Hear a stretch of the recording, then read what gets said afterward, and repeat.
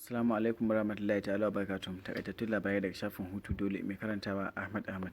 Labarin na farko na cewa shugaban kasa Muhammadu Buhari ya ce ba zai lamunci ci gaba da kashe mutane a kudu maso gabashin kasar nan ba. Shugaban kasar ya bayyana hakan ne biyo bayan wasu tsagiran 'yan ta'adda da suka kashe 'yan sanda guda hudu a jihar Imo, inda ya ce daga ranar 'yan tewa a rika sanar da shi domin ya ga daukar mataki akan lokaci. Labarin na gaba na cewa tsohon shugaban matasan kiristocin Najeriya ya caccaki gwamnan jihar Filato wato Simon Lalong, inda ya ce ya gaggauta maiwa da APC mukamin da ta bashi na shugaban kungiyar kamfe ta Tinubu da kuma Kashim Shatima. Ya kara da cewa Tinubu ya ki zaɓar shi a matsayin abokin takararsa ne domin baya ƙaunar Kirista, saboda haka shi ma bai kamata ya anshi wannan mukamin da ya bashi ba. Labarin na gaba yake cewa ɗaya daga cikin mahajjatan Kano ya rasu a ƙasa mai tsarki kuma an yi masa wanka an binne sa a Masjidil Haram.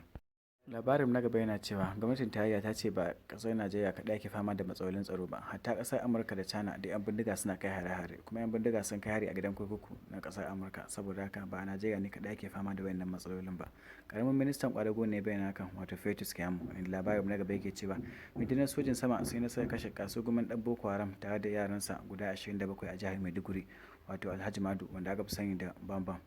Inda labarin na gaba yake cewa 'yan bindiga sun kai hari jihar Katsina, inda suka kashe mutane uku bayan da suka yi ta yin harbe-harbe kuma suka yi garkuwa da wani ango da amarya a jihar. Labarin na gaba na cewa shugaban sanatocin Najeriya Ahmad Lawan da hafsoshin tsaron kasar nan sun tashi tsaye domin su magance matsalar tsaron da kasar nan ke fama da ita, musamman biyo bayan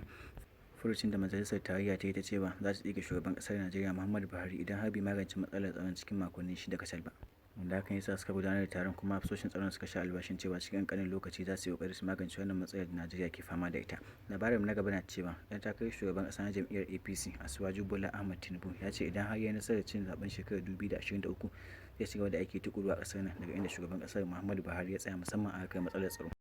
Yayin da labarin na gaba yake cewa iyayen ɗaliban jami'o'in Najeriya sun maiwa da gwamnatin tarayya martani biyo bayan buƙatar su da ta yi da su ƙungiyar malamai ta ASU ta jan yajin aikin da take yi domin ɗalibai su koma makaranta, inda suka ce ba za su roƙi ƙungiyar malaman ba face gwamnatin tarayyar ta warware buƙatun su. Ƙungiyar malaman ta kasance tana yajin aiki ne tun a watan Fabrairu na wannan shekarar kuma har yanzu ba ta jan yajin aikin ba, inda wanda hakan ya sa gwamnatin tarayya ta ce iyayen su ma ya kamata su shigo cikin wannan batun domin ko ƙungiyar za ta ji maganar su ta koma makaranta ɗalibai su ci gaba da karatu.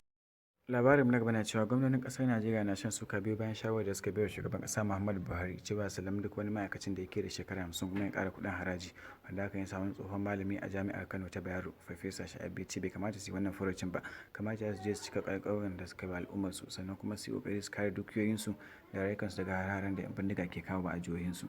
Inda ya ce ko kunya ba sa ji sun kasa kare rayukan al'umma da dukiyoyinsu amma sun zo suna baiwa shugaban kasa wata shawara da bata dace ba.